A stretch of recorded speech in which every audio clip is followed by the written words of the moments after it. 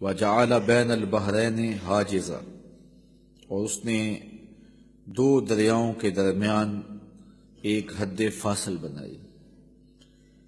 کھاری پانی اور میٹھا پانی سمندر میں اکٹھا چلتا ہے، یہ سخت کڑوا، یہ سخت میٹھا، اور کڑوا میٹھا نہیں ہوتا، میٹھا کڑوا نہیں ہوتا، میلوں تک اکٹھے سمندر میں یہ پانی چلتے ہیں، روئیں چلتی ہیں، اور درمیان میں اللہ کے حکم کا پردہ ہے۔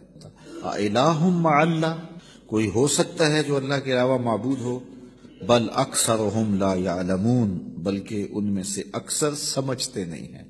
حضرت امام شافعی علیہ رحمہ شہتوت کے درخت کے نیچے بیٹھے تھے، کسی نے کہا اللہ کے ہونے کی دلیل دو، آپ نے کہا یہ شہتوت کا درخت ہی لے لو۔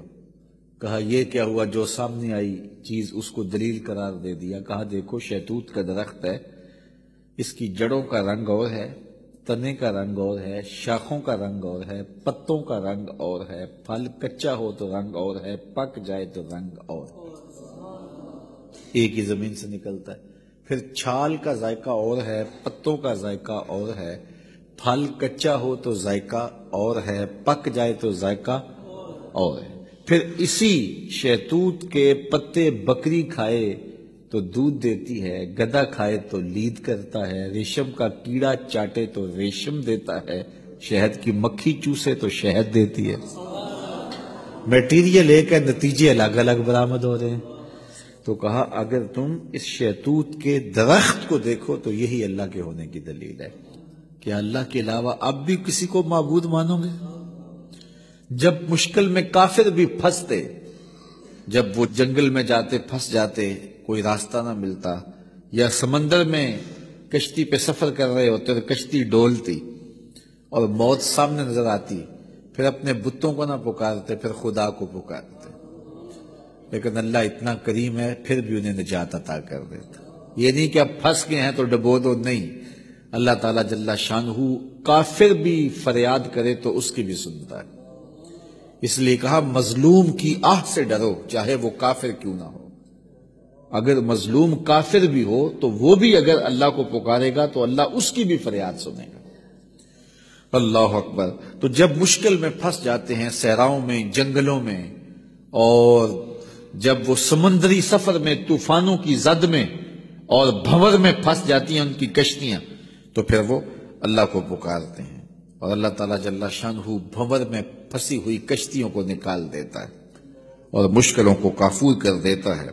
وَيَكْشِفُ السُّوءَ وَيَجْعَلُكُمْ خُلَفَاءَ الْأَرْضِ، اور وہ مصیبت کو دور کر دیتا ہے اور تم کو زمین میں صاحب تصرف بنا دیتا ہے، زمین کی خلافتیں عطا کر دیتا ہے، تخت و تاج عطا کر دیتا ہے، تمہیں شاہی دے دیتا ہے۔ اللہ تعالیٰ ارشاد فرماتا ہے اِلٰہٌ مع اللہ، کیا اب بھی اللہ کے علاوہ کوئی معبود بناؤ گے؟ کون ہے جو تمہیں مشکلوں میں کام آتا ہے؟ کون تمہارے دکھوں کا مداوا ہے؟ قلیلا ما تذکرون، بہت تھوڑے ہیں جو یاد رکھتے ہیں۔ بہت سارے لوگ ہیں جب مصیبت میں پھنستے ہیں تو پھر اللہ کو پکارتے ہیں، جب مصیبت ختم ہو جاتی ہے تو پھر بھول جاتے ہیں، پھر اپنی وہی دنیا۔ جب وہ زمین کانپتی ہے نا، زلزلہ آتا ہے، تو پھر سارے کہتے ہیں یا اللہ میری توبہ، یا اللہ میری توبہ۔ جب پتھر بھی لرزتے دکھائی دیتے ہیں، جب پہاڑ بھی کانپتے دکھائی دیتے ہیں، جب پانی بھی ڈولتا دکھائی دیتا ہے، جب زمین کا کلیجہ ہل رہا ہوتا ہے، تو بھاگ کر جانے کا، فرار ہونے کا کوئی راستہ بھی نہیں ہوتا، تو پھر کہتے ہیں یا اللہ میری توبہ، یا اللہ میری توبہ۔ لیکن جب زمین ساکن ہو جاتی ہے تو پھر اسی طرح سرکش کے سرکش، متکبر کے متکبر۔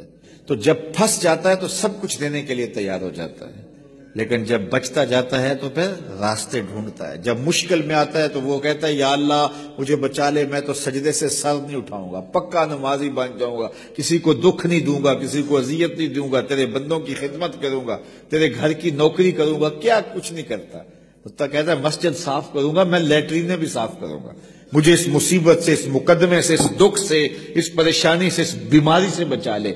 اور جب بچ جاتا ہے وہی چھاتی تان کے چلنا، اور وہی تکبر، وہی رعونت، وہی سرکشی۔